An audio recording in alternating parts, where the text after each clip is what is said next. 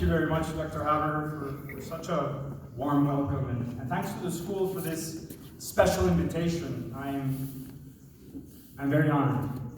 But first, before starting, I'd like to give a shout out to everyone that has ever worked at the Learning Center. Because I wouldn't be standing here today if it weren't for your ability to turn weaknesses into strengths. I'm sure that there's several of you here that would not be graduating without your support. So I wanted to give a big round of applause for these CNG superheroes.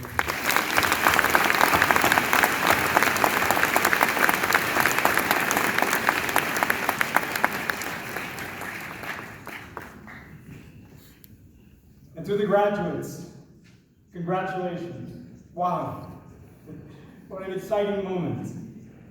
The commencement of your journey, the first time that you are at the full driver's seat of your life. I remember this moment very vividly, and as I was seeing you come by, I felt like it was yesterday that I was sitting right there. The sense of, freedom and possibility. When I look back, I can't help to think about how much the world has changed since June 1997. When I stood here in the exact same spot you are now, 22 years ago. I still didn't even have an email account. I didn't even know what that was. At that point in time, Google still didn't exist. That would come a year later. Facebook, 7 years later. Uber, WhatsApp, 12 years later. Instagram and Waze, 13, Rappi, 18. And wait for it. Gasp. I didn't have a cell phone. That would come 3 years later, and my first iPhone 12 years later. So think about that. No chatting, no likes, no selfies, no immediate sharing, no digital pictures, no social media, no immediate access to all the music ever created. None of that. What a different world it was. Come to think about it, you guys hadn't even been born yet. That would come 3 to 4 years later. So it sounds ancient, right? 22 years. But to me, it feels like yesterday. And that's the naked truth of life. Time flies. This is like gift given to us at birth. And at first it feels like a movie in slow motion, and it's easy to feel like you will be young forever, to take it for granted. But then it picks up steam, and believe me when I tell you that everything goes by so darn quickly. College, your first job, falling in and out of love, going back to school, getting married, changing jobs, having kids, guys losing your hair, gaining weight, seeing your parents get older, it flies. And suddenly, you're looking at the doctor about to give you a prostate exam. And you're thinking, what am I doing here? How did this happen so quickly? Where did time go? And that is something I wish I knew when I was standing where you are standing today. That time will go by much quicker than you ever imagined, and hence, how important it is to look at time as the most precious treasure that you have. Because when you do, actually making decisions about life is pretty easy. Because there's no time to pursue a career that is not aligned with your passions. When you're going to be doing your life's work, if you're not in the flow, fully immersed in what you're doing and feeling energized and involved in your work, run. There's not enough money in the world worth the time lost doing a job that doesn't excite you. There is no time to just love a little. No, to be in relationships that are good, but not great. If you don't wake up by her or his side and say, wow, move on, run. Don't settle. There is no time to be in friendships that tend to be selfish, transactional, or one-sided. Do not settle for anything less than awesome. Build a great tribe of friends. And there's no time to take your parents' health, youth, and time on this earth for granted. There's no time to pretend being someone else, to follow someone else's dreams, to be afraid of what others will say, beholden to society's expectations. Do not wait to be the truest version of who you can be. Because nobody, believe me, nobody will give you back the time you lost being someone else.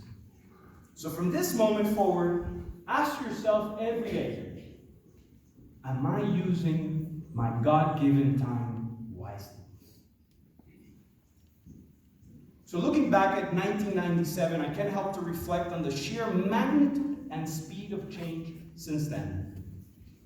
And we haven't even scratched the surface. With a massive change, automation, artificial intelligence, robotics, and the digital revolution is going to unleash change unlike we've ever seen before. And it's only starting, people. We live in extraordinary times. The amount of, and I see it in my work, I see it every single day, the amount of entrepreneurship, of people challenging the status quo in business and society, of capital flowing to new ideas. Heck, last month, somebody invested $1 billion in a Colombian unicorn.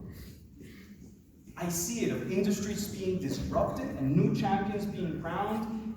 It is unlike anything we have seen before. All this while confronting some pretty heavy challenges. And I would say for you guys, climate change as a singular, most relevant problem of our times. So that puts all of you, the centennial generation, the post-9/11 generation, at the most fascinating crossroads of history. So I ask you, what part will you play? What path will you take? You can choose to be consumers and enjoy the spoils of all the comforts that this new world will bring. You can choose to use your position of privilege to live from the rents this new world will generate. Or you can choose to embrace this opportunity, one that is particularly available to you thanks to the education that you've gotten in the last 14 years, and choose to be agents of change. I, of course, beg you to please do just that. To turn the privilege you have enjoyed into a force for good.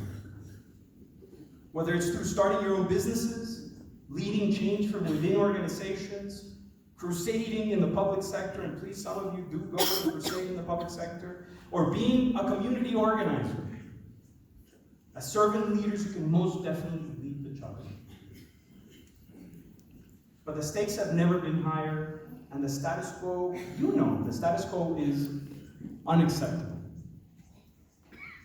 So from this point forward, I invite you to ask yourself every day, not only am I using my time wisely, but also, am I being an agent of change?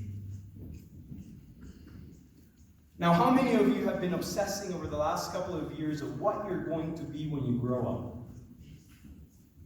I know I was when I was in your shoes. But time gives you a little bit of perspective.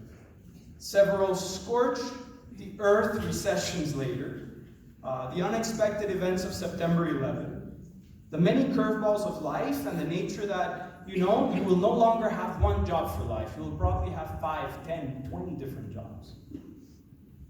I've realized that there are more urgent priorities. Perhaps the more relevant question should be is, what person do you want to be when you grow up? What will be the content of your character? The strength of your values? For that is more correlated with happiness and much more under your control.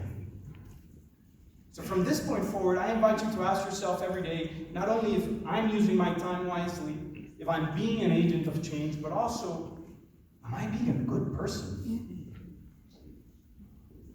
Because nothing matters more than that. So my dear friends, I will leave you with this. the 4 favorite phrases of my 8th grade English teacher at CNG. May you be happy. May you be well. May you be safe. May you be peaceful and at ease. I too invite you to consider that no matter what you do, and no matter who you choose to be, for as long as you continue to fall in love with life, I promise you that life will continue to fall in love with you. Congratulations.